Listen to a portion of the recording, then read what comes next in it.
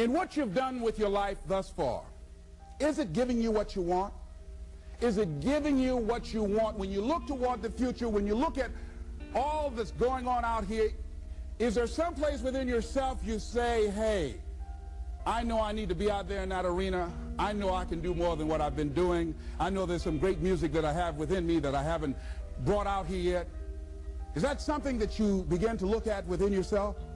See, I say if you look at your life, and if you're not getting what you want, you owe it to yourself to do something differently.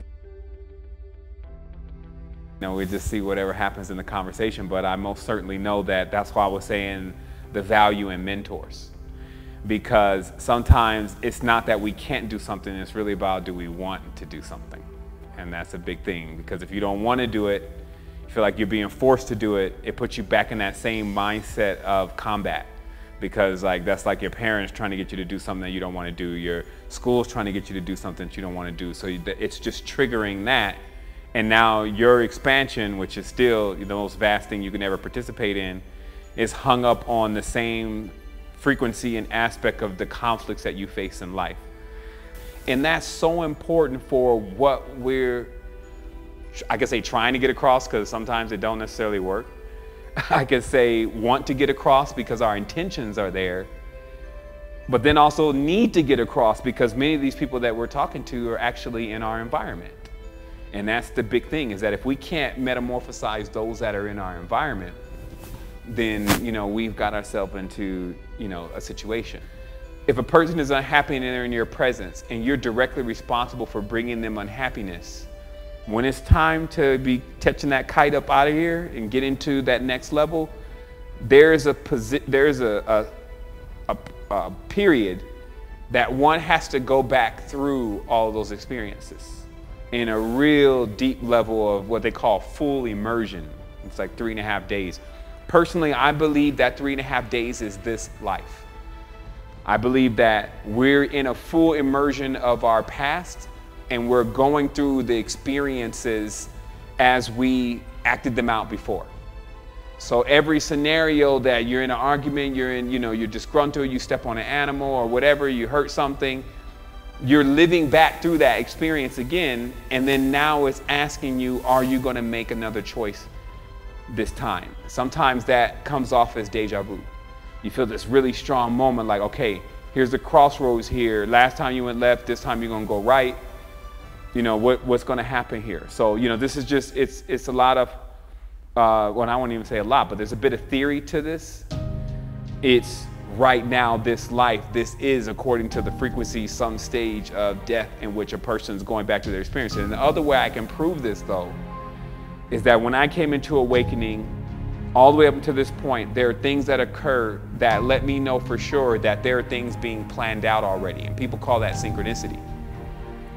But in real respect to what it is, that means that you're moving through something that's already prepared, because it's already there, it's already created, it's already happening. You see what I mean? So these are deeper introspections on a lot of times what the adepts mentioned in a lot of their books and their writings and things, but even them somehow not being aware that we were participating in something much more thought. And so then that makes me personally responsible to where if I'm holding someone in my reality and they're unhappy, I need to also now see myself as some kind of ogre then, that is now got this thing that I can't metamorphosize into what it should be in my presence, but I'm somehow keeping it in a prison, even if it's through my money, if it's through, past ideas of who they know that we could be together, if it's still trying to see if we're going to make some money, because this is not just personal relationships, it's also business relationships. You see what I mean? So a person can become basically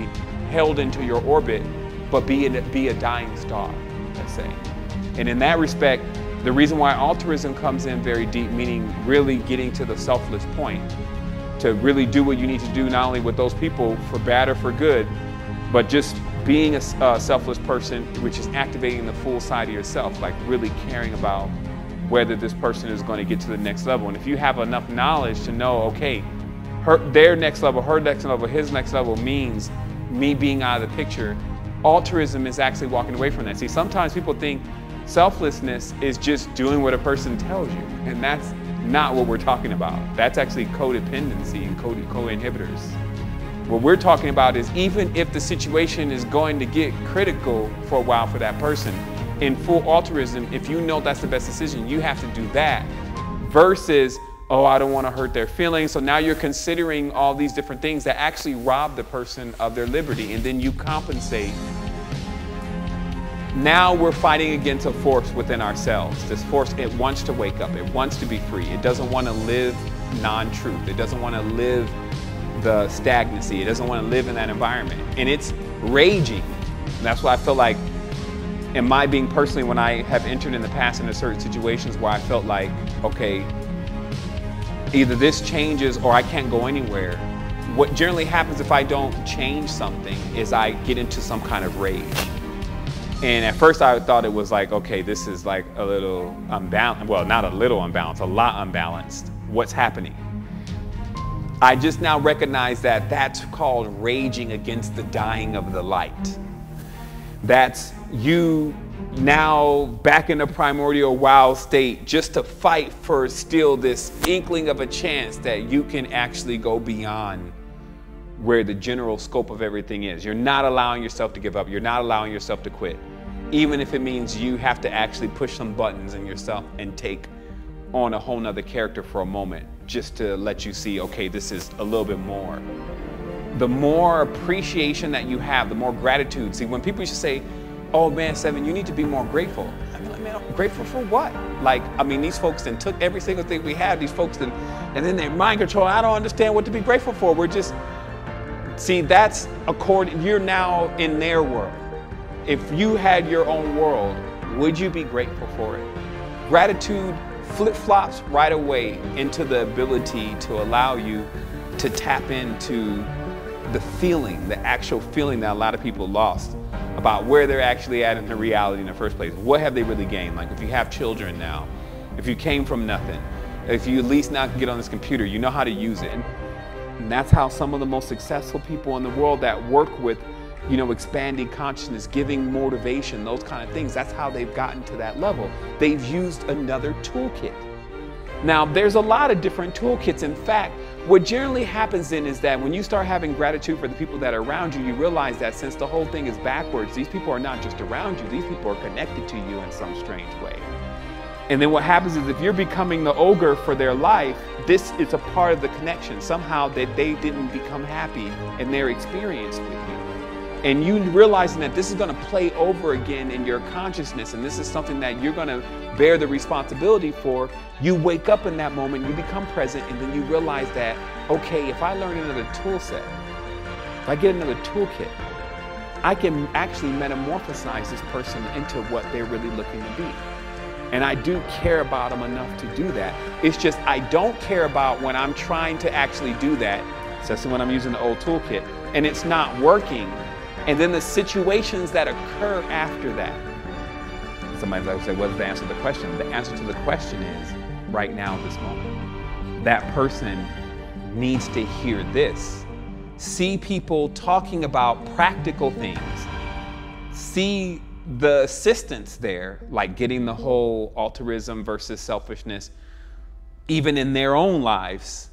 And then seeing the, oh, hey, there's some brothers out there, some sisters out there that are actually willing to assist me in this process that have this same thing going on. Because, see, this is what I find in the nucleus of most relationships.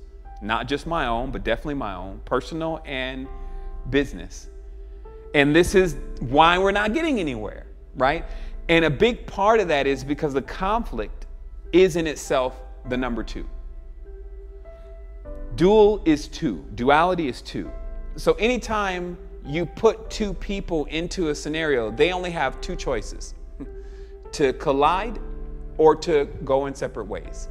So when you work with that kind of geometry and you work with those kind of ideologies, it naturally can't get you and the person anywhere, and it cannot build any relationship.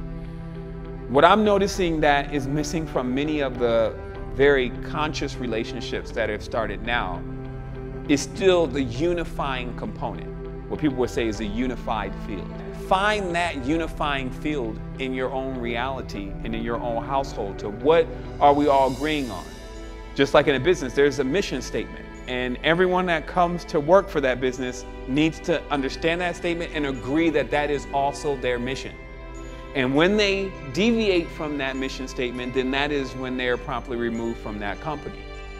So if we're not even walking into relationships, and I find this is that when people walk into any kind of relationship and they don't state their boundaries, they're just automatically expecting someone to know what their boundary is. And when that boundary is breached, they generally don't even say what happened, they just react. And that's why relationships are so dynamic. They take time, because who do you want anyway to just come to you and tell you, okay, I don't like this, I'm gonna do this, and I'm gonna do that. And that's why there's so much work that a person has to do on themselves personally before they can begin to apply this kind of thing. Because then of course they're going in and they already know the results that they're looking for.